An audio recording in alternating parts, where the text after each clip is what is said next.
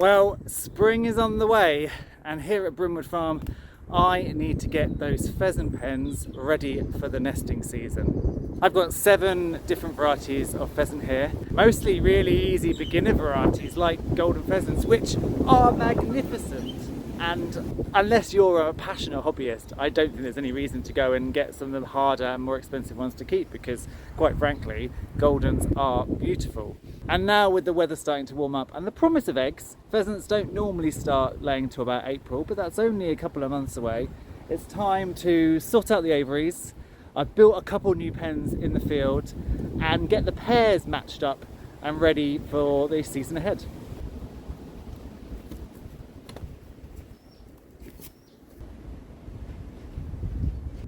I think we need a bit of WD-40 on these.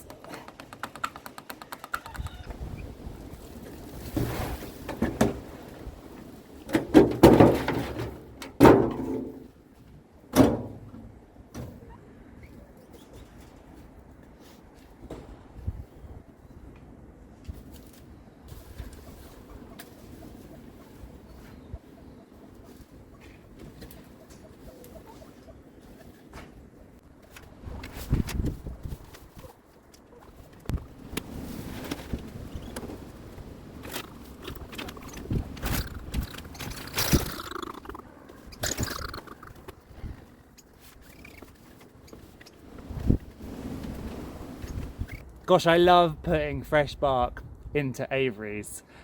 One, it covers a multitude of sins and it instantly makes everything look so much better. And 2, it actually offers loads of enrichment for the birds, because they are now going to come and scratch through all of this, and it's probably going to be containing lots of different bugs and things they can eat. And so they will spend now many happy hours, once I've got out of here, scratching through and finding goodies. And all this lovely bark chip is free, by the way. I am friends with a local tree surgeon. If you're local to Halesworth, Frank Allen at Fallen, brilliant tree surgeon, highly recommend. But he brings me all of his chippings, which I can then use in the coops. It's important to mention, however, if you're going to do that, and it's a great way of getting free chipping and material, even if you're not using it in the aviaries, you can use it on pathways, compost, etc. Just have a chat with your tree surgeon and make sure that poisonous stuff isn't going in. So we all know animals like to get out, so Frank never brings me stuff like yew and laburnum that might have been chipped up and mixed in, because he knows, and I know, that my sheep and goats will go across and start trying to eat it. So just check that with your tree surgeon. But most of the stuff, hedgerow clippings, oaks, pine, all of that sort of thing, fantastic. And it makes such a difference.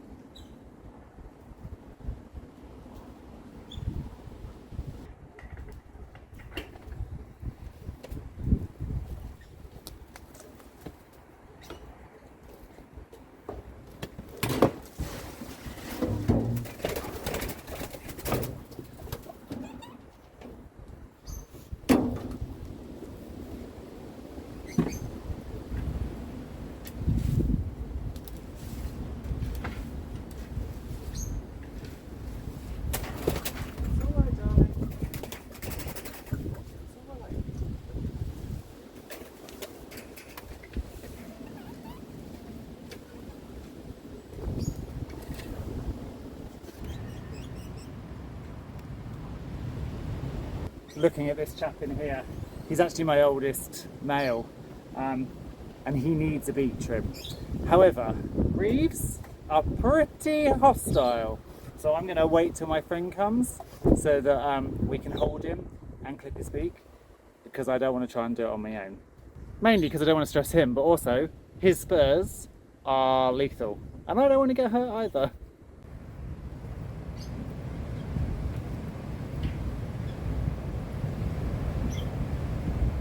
The sheep have just spotted me from afar. They all think it's time to come in. Hello? It's not dinner time. Look, go back out.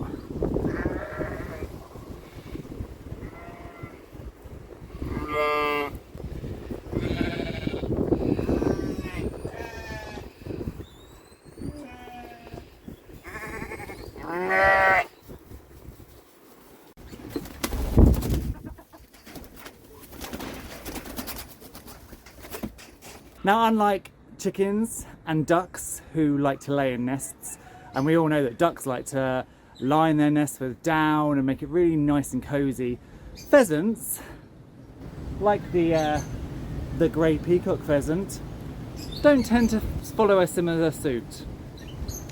In the wild they probably do when it's their natural behaviour and they find a little place and they make a little clutch of eggs, but when you keep them in captivity I do find laying is a bit haphazard.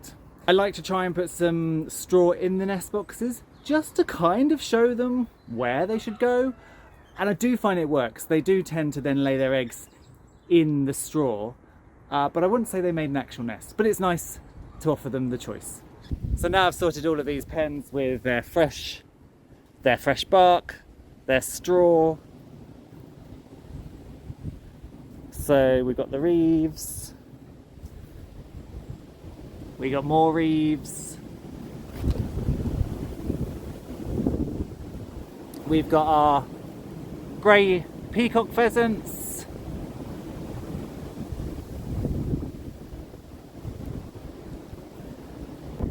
and then we have a spare grey peacock, so I kept one of the males from last year. He's in here. I always like to keep spares because if you go and buy a pair, eventually one of those is going to die, which is very frustrating because then you've got to go and try and find and source a mate. So I try and always have a spare male and female. Ideally I would like 2 pairs of everything, so I've always got breeding pairs, but it's not always possible with space and time and cost. The one thing you will note from these aviaries is lack of plants. I did originally, when I first started, have plants in these aviaries, but they just destroyed them. Unless you've got a really big enclosure, certain pheasants will attack vegetation more than others. The reeves did not like vegetation. When the growing season gets going, the grey peacock pheasant aviary does actually have some greenery in it, and I'm gonna buy some more trees for in here for the coming year. They died last year because of the drought, and I haven't had the money to buy new ones. So I've got that spare grey peacock pheasant, and I've also got a spare Lady Amherst over here. He's not in his bedazzled colours yet.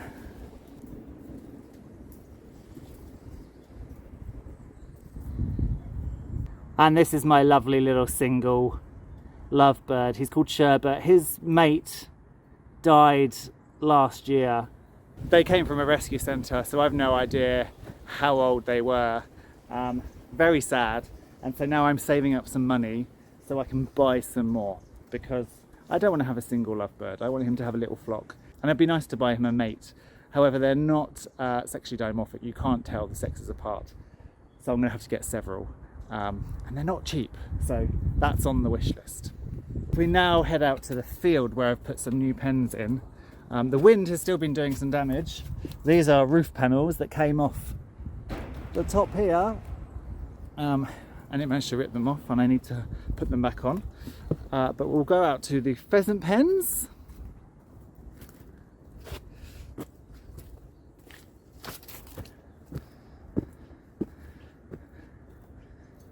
What have you seen? Sheep. I know. Terrible sheep, aren't they? Your worst enemy. So originally I just had these 2, but I've just put in another 2 pens. So this pen and this pen. I've literally only just finished stapling all this netting on this morning, and it's sparrow netting for sports centres, but it works fantastic for a roof.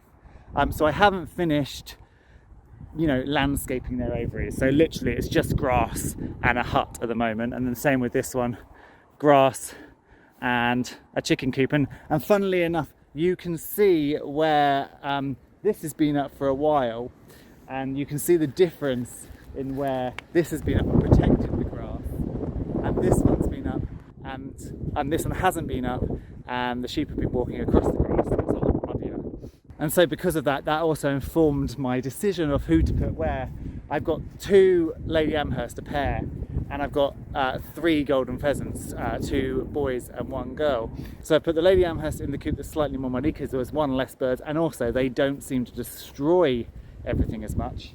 And I've put the Goldens in the one that's got a bit more grass, and so is likely to kind of deal with the stress of 3 birds eating the grass a little bit more. I must say, I was a little bit concerned that this, which is a chicken coop, would not be used by the pheasants because they tend to stay out in the open and not go in. But literally, just come in here. I still want to straw all of this up inside, but our boy has already gone inside. So I think that's a seal of approval. I'm going to wait till he comes out till I store it up because they literally only got moved in this morning and I don't want to stress him out. But that's really good that he's already gone in there. It means hopefully that the hen will also go in there, and that's where she'll make her nest. Next to these 2 new pens, we have one of the older pens. The pen where the single grey peacock pheasant was did actually have a pair of silvers in, but I wanted to give them more space, so I've actually moved them into this outside pen, and you can see there he is. Let's go around the front.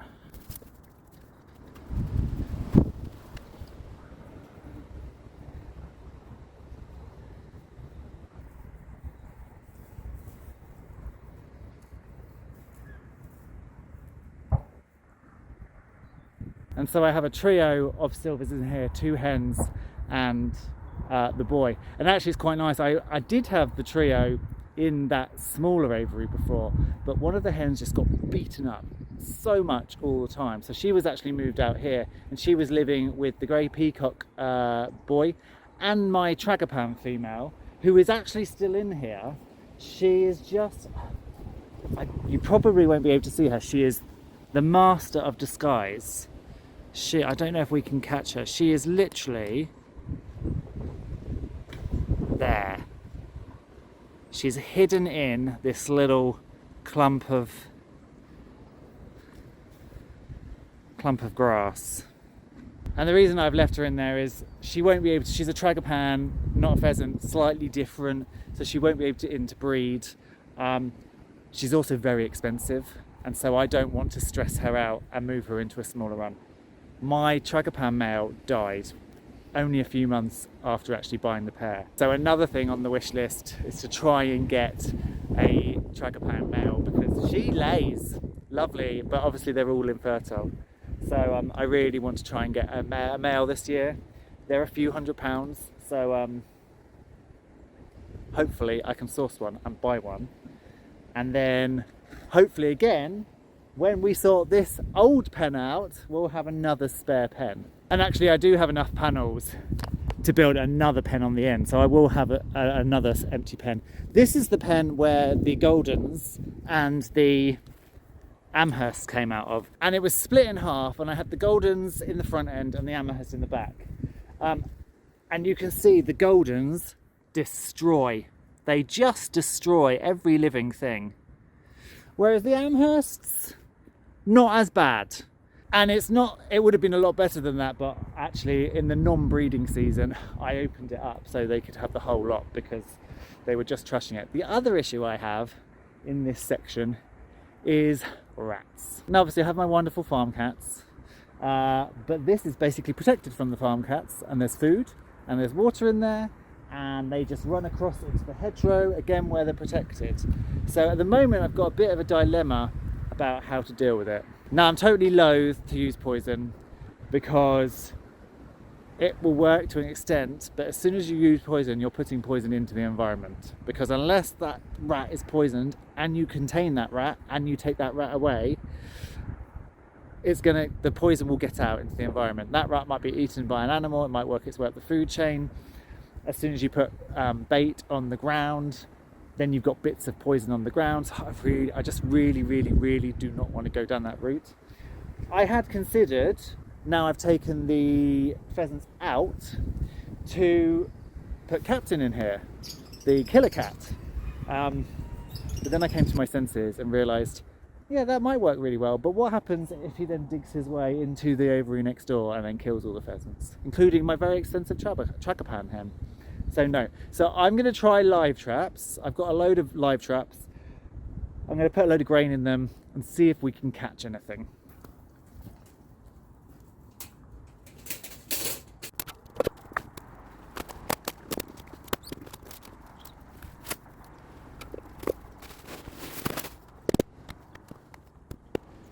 You can more clearly see the rat runs now.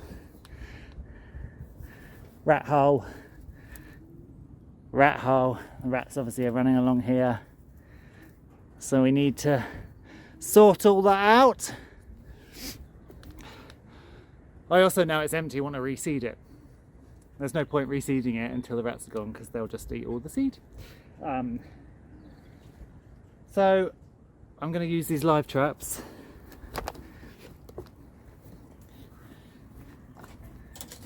Which work on a trigger system.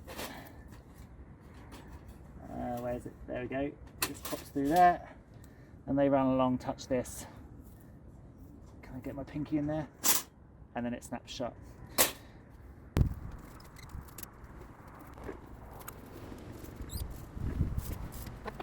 I thought I'd just wander across to the pond. The geese, after having been out on the field for months, have only just discovered the pond today. I wasn't a massive fan of them finding it because A, it's a wildlife pond and you put waterfowl on a pond for wildlife and they destroy it pretty quickly, and B, I didn't want it to become a nightmare to get them in the evenings. They're actually resting over there at the moment.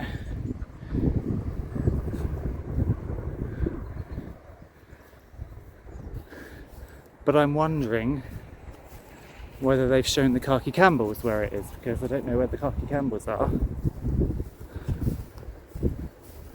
Oh, they're on the pond. That's actually really nice. They're going to be a pain to get in.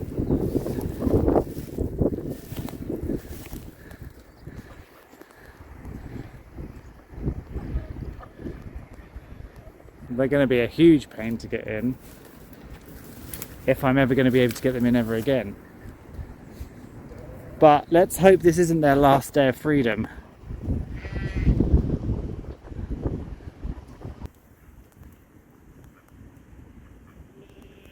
To be fair, they're all quite good at coming in the evenings. That was until they found the pond.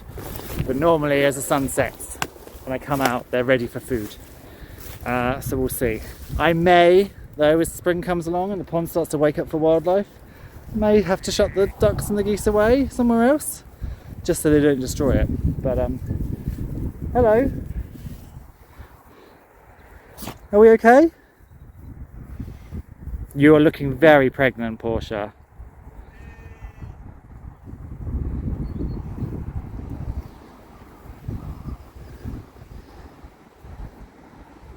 Good boy, Jock.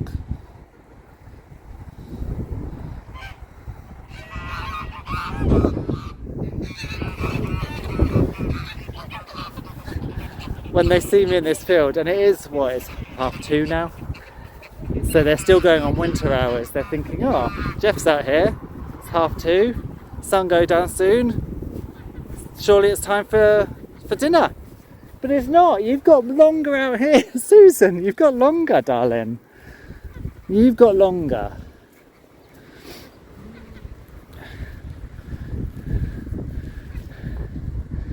Portia, honestly. Look at that belly. Look at that baby belly. I know.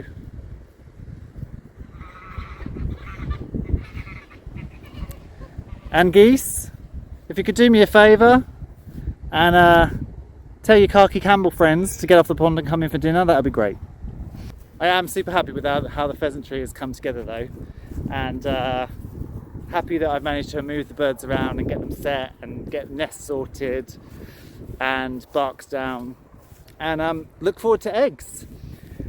I did do a pre-order last year for eggs on the website, but then we had a nightmare with pre-orders in the fact that half the pheasants didn't lay.